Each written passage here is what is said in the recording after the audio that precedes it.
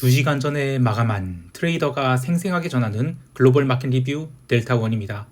우리 증시는 외국인들이 강력한 선물 매도를 하면서 종합주가 지수를 2% 넘게 밀어버렸고, 해외 시장은 의외로 유럽만 조금 밀렸을 뿐 미국은 위아래 꼬리를 달고 도찌로 마감했어요.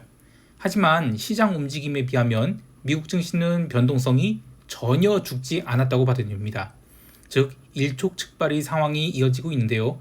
순식간에 61선까지 내려온 시장, 이제 롱으로 봐도 될까요?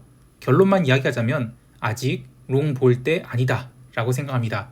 시장 어떻게 보고 있는지 대응 전략과 함께 이야기합니다. 그리고 영상이 조금 늦게 올라갈 수가 있는데, 영상의 내용이 담긴 스크립트는 매일 오전 아침 8시 45분 이전에 네이버 프리미엄 콘텐츠 델타원 글로벌 매크로 트레이딩 이렇게 네이버에서 검색하면 나오거든요. 여기에다가 시황 스크립트를 올려드리고 있어요. 그래서 영상이 늦기 전에 빨리 보고 싶다라고 하면 이 네이버 프리미엄 콘텐츠를 가입해 주시면 되겠습니다. 자, 먼저 아시아 세션 리뷰 갑니다. 우리 증시는 4포인트 넘는 선물 갭다운이 나왔음에도 불구하고 선물이 362포인트도 깨지 않았죠. 전일 우리 시장이 오후장에 제법 큰 반등을 한 것을 감안한다면 갭다운 4포인트는 매수할 자리가 아니라 강력하게 매도를 해야 될 자리였어요. 오히려 이 정도만 하락한 것이 감사하다고 보고 바로 매도를 해서 최소 360선 그리고 최대 357선까지 밀어붙여야 된다고 봤는데요. 특히 전일 오후장에 반등할 때 변동성을 거의 죽이지 않고 풋옵션을 눌러놓은 것을 감안한다면 시장은 풋클래스의 미결 확보 차원에서라도 최소한 오전장만큼은 크게 누를 가능성이 있었습니다. 그런데 오늘의 시장 흐름은 최근 몇 달 동안의 흐름과 좀 많이 다른 모습이에요. 어떤 거냐면 시장이 갭다운을 하고 나서 오전 11시 30분에 저점 356.75포인트를 기록할 때까지 시장에 차익 거래자들 말고 또 누가 있었나 싶을 정도로 시장은 굉장히 정교한 하락이 나왔어요. 반등다운 반등 없이 전혀 그런 거 없이 줄줄 흘러내렸고, 선물 미결제 약정은 한 번에 10,000계약 가까이 증가해서 장중에 26만 2천 계약까지 넘기기도 했죠.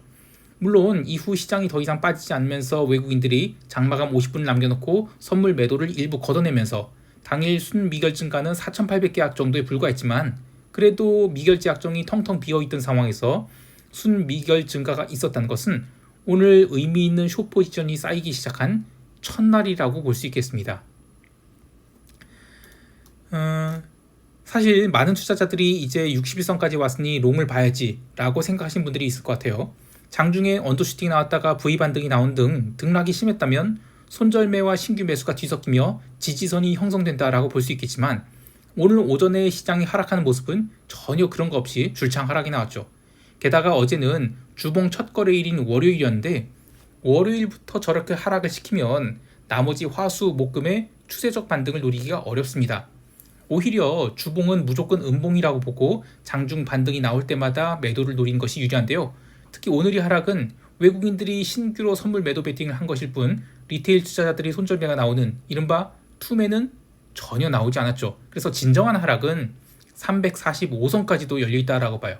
다만 시장 하락이 급하게 나오면 나올수록 반발 매수도 강하게 들어올 수 있기 때문에 수요일 이후에는 시장 상황에 따라서 급반등도 조심해야 되겠습니다. 여하튼 외국인들은 현물시장에서 3천억 넘는 매도를 했을 뿐 아니라 선물시장에서도 장중에 1조 6천억이라는 어마어마한 선물 매도를 신규로 하였다라고 보는데, 그래도 워낙 질서있게 매도했는지라 선물 베이시스는 전일과 비슷한 수준으로 이론 베이시스 대비 마이너스 0.7포인트 정도의 저평가만 보였고, 프로그램 차익 매도는 1,000억 정도도 약간 모자라는 그 정도만 나왔습니다. 즉 외국인들도 오늘 처음으로 선물 매도를 제대로 잡은 것이지 투매를 유도하는, 그러니까 시장을 완전히 밀어내는 그런 흐름은 아니었다라고 보십니다. 즉 숏을 쌓은 첫날이기 때문에 그나마 살살 매도를 했다라고 보여요. 옵션 시장에서도 시장의 두려움은 그대로 느껴지는데요. 콜 클래스는 380 이상으로 미결제 약정이 가득 차서 위쪽을 단단히 닫아놓은 반면 풋 클래스는 좀처럼 미결이 증가하지 않고 있죠. 특히 외가격 풋옵션도 지수 하락이 이어질 수 있다는 우려 때문인지 좀처럼 미결이 의미있게 늘어나지 않고 있는데요. 물론 하루만 놓고 보면 미결이 늘어난 것은 맞지만 우리 증시 변동성인 V코스피 지수가 20포인트 고지를 넘기는 과정이 워낙 질서있게 이루어지다 보니 변동성 폭발은 아직 일어나지 않았다고 보고 변동성 매도가 제대로 들어오지 않다 이렇게 보고 있습니다. 전체 레인지는 코스피 200 지수 기준 380 위쪽으로는 완전히 닫힌 것 같고, 실질 범위는 372에서 352 정도에서 형성되고 있는데, 변동성을 정말 터뜨릴 거라면 화요일에 무슨 이슈가 됐든 352선 근처까지 가면 변동성이 터질 수 있다, 이렇게 보고 있어요. 그러나 아직 잔존 기간이 넉넉하게 남아 있어서 바로 변동성을 터뜨린다기보다는 변동성이 고점 확인을 좀 더 해야 할 것이라 보는데, 방금 마감한 해외 시장이 변동성을 살짝 눌러줬죠. 그래서 우리 증시 또한 의미 있는 급락이 나오기 전에는 V코스피 지수가 20포인트를 끝까지 넘기기가 좀 어렵다고 봐요.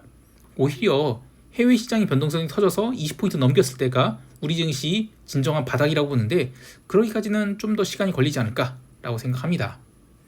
자, 이제 유럽 세션 넘어갈게요.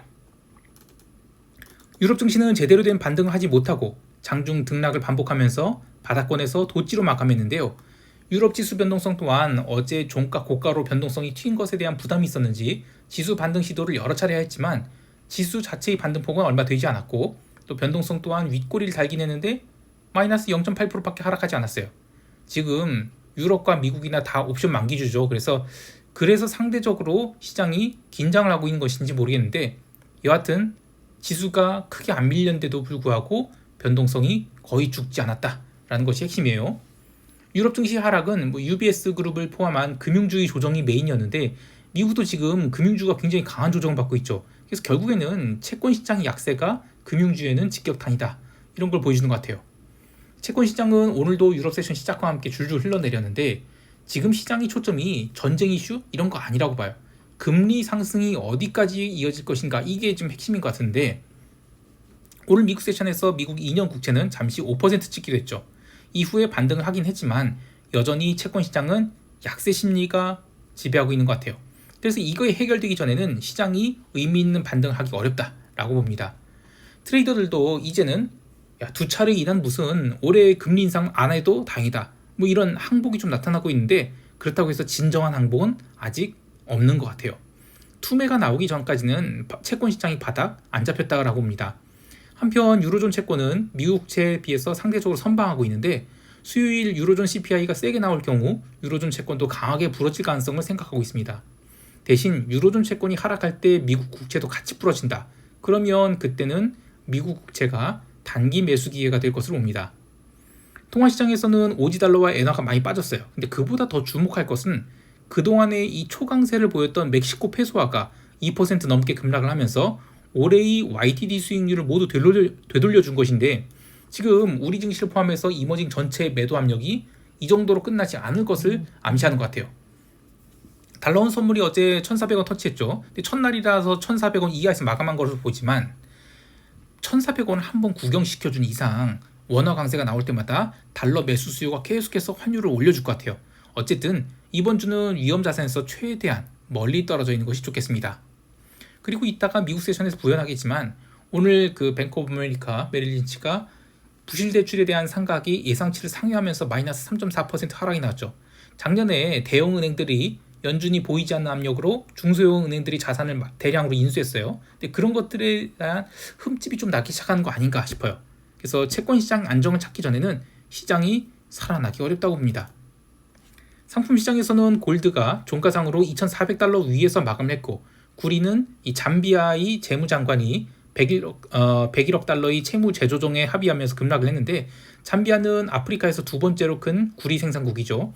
기술적으로도 구리가 눌리기 좋은 상황에서 잠비아가 구리 생산량을 늘릴 수 있다는 기대감에 하락을 했다라고 보는데, 아직 상품 시장 완전히 꺾였다고 보지 않아요. 그래서 시장은 그냥 자연스러운 기술적 조정이 진행된 정도, 이렇게 보고 있습니다. 기름은 내일 옵션 만기를 앞두고 하루 종일 85달러를 중심으로 좁은 진폭 내에서 움직였는데요. 기술적으로는 한 번 더 레벨업이 가능하다고 보지만 펀더멘털로는 기름 도저히 롱을 잡을 수 없다고 봐요. 여하튼 내일은 또 원유 재고 발표일이죠. 그래서 따로 액션을 취하지 않고 있습니다. 이제 미국 세션 넘어갈게요. 미국 지수 선물은 아주 역대급 따주기 장세를 보였죠. 아주 좁은 진폭 내에서 위로 아래로 흔들거리면서 돛지를 만들었는데요. 하지만 변동성은 17포인트 후반까지만 눌렸을 뿐 거의 빠진 것이 없습니다. 내일이 만기일인 4월물 변동성 선물이 그렇다 쳐도 5월물 변동성 선물 또한 17.25포인트로 거의 빠진 게 없어요. 시장이 아직은 진정한 발작적 하락을 하지 않았다라고 보고 있습니다. 개장 전 시장이 조금 특이한 움직임 보인 것이 있죠. 다우지수가 초반에 0.5% 넘게 상승을 한 것인데 37,900포인트라는 자리까지 내려온 것도 저가 매수를 자극했지만 개별 종목인 유나이티드 헬스그룹 실적 발표로 6% 넘게 갭상승 출발한 것, 요게 이제 다우지수를 올린 가장 큰 원인으로 봐요. 그러나 전체 시장은 강보합 출발 후 위로도 못 가고 아래로도 못 가는 아주 좁은 박스 안에서 갇혔다라고 보고 있어요. 유럽이나 미국이나 지금 이번 주가 4월 옵션 만기주예요. 물론 미국은 그 제로 데이 투 익스파이어 옵션이 활개를 치고 있는지라 월물별 옵션 만기가 뭐 큰 의미가 있나 그런 생각이 들긴 하지만 옵션 변동성이 아직 살아있어서 지수가 의외의 큰 움직임을 보일 가능성 여전히 남아있다라고 봅니다. 개별 종목에서는 애플이 또 2% 가까이 하락을 했어요. 애플이 하락 이유가 아이폰이 중국 점유율이 하락해서 매출에 큰 타격을 입었다라고 하는데 그도 그렇지만 오늘은 반도체 주식, 그러니까 엔비디아, 브로드컴, AMD 같은 것들이 반등한 동안 애플이 얻어맞은 것으로 봐요. 즉 시장이 여전히 하락 추세인 것이지 저점 매수는 아직 때가 아니다 라고 보고 있습니다. 나스닥 선물이 18,000포인트 근처도 못 가고 얻어맞았죠. 그래서 시장은 여기서 하루 이틀 더 횡보를 했다가 다시 강한 방향성을 보일 것으로 봅니다. 다만 주도주가 포진하고 있는 나스닥이 17,600포인트 이하로 내려가기에는 뭔가 더 강력한 하락 모멘텀이 필요한 것 같아요. 그래서 그 나스닥이 17,600 이하에서는 신규 매도가 아니라 차월물로 S&P 풋옵션을 매도한 등 시장의 하락이 어느 정도 소강 상태로 들어갈 것을 보고 대응하는 것이 좋겠어요. 자, 또 하나 볼 것은 엑손모빌, 쉐브론, 옥시덴탈 같은 기름 주식이에요. 유가가 여전히 $85 근처에서 움직이고 있죠. 이거 유가는 지금 옵션 만기주라서 지금 제자리에서 그냥 움직이는 것 같아요. $85에서. 그런데 지난주부터 기름 주식은 연일 음봉을 맞고 있어요. 펀더멘털리 기름이 고점을 쳤을 가능성이 있다라고 봐요.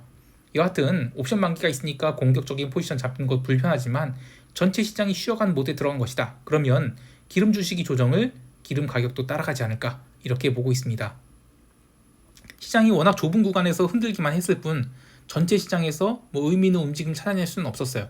근데 새벽 2시 30분에 파월이 연설을 했죠. 인플레이션에 대한 확신을 갖기까지는 더 오랜 시간이 걸릴 것이다. 그러면서 이제 일시적으로 시장이 급락이 나왔어요. 근데 그게 또 3분도 안 갔습니다. 여하튼 시장이 이렇게 단단한 자리에서 변동성 빼기 위해 노력하고 있는데 실제로는 변동성이 거의 죽지 않고 있어요. 그래서 시장이 난데없는 급등락 보일 가능성 계속 열어둬야 되겠습니다. 이제 시장 총평하면서 대응 전략 이야기할게요.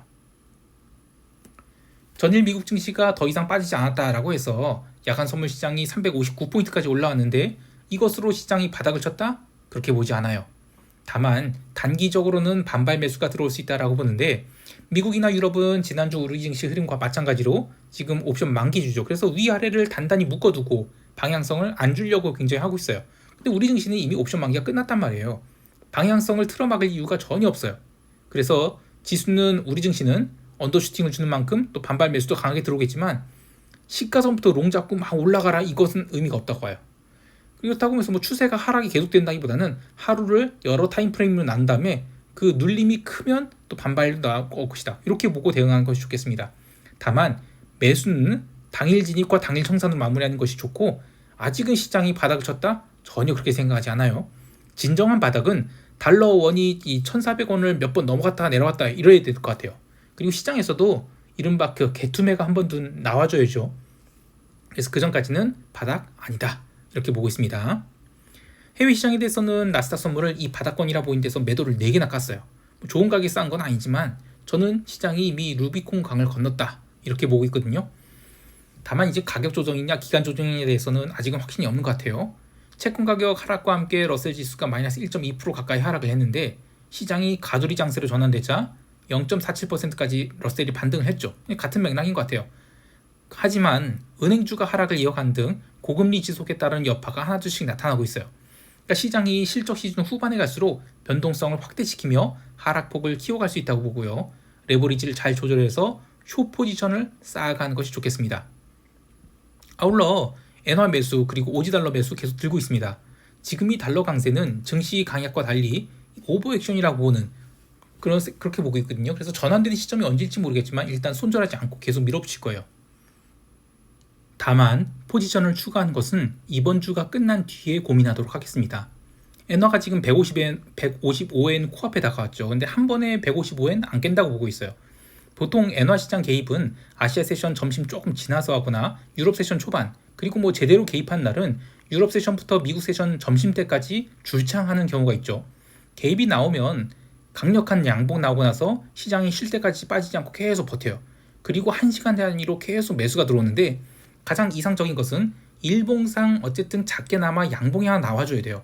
그래서 이제 이 정도 레벨이면 더 이상 빠지기 부담스럽다, 이런 공감대가 형성된 뒤에 개입이 시작되면 시장이 폭발적으로 반전할 수 있다고 봤는데, 이 타이밍이 언제가 될지 모르겠지만 뭐 개입이 들어온다 그러면 그때 본격적으로 포지션을 싣도록 하겠습니다.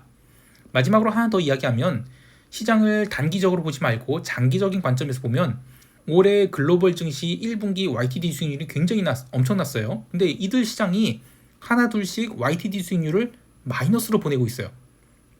자, 그렇다면 4월은 의외로 큰 눌림이 나올 수 있다고 봅니다. 또 그런 큰 눌림이 나와야만 이 5월 이후로 시장의 회복력이 커진다고 보고 있어요. 그러니까 지금은 바텀 피싱 최대한 참는 것이 좋다라고 봐요.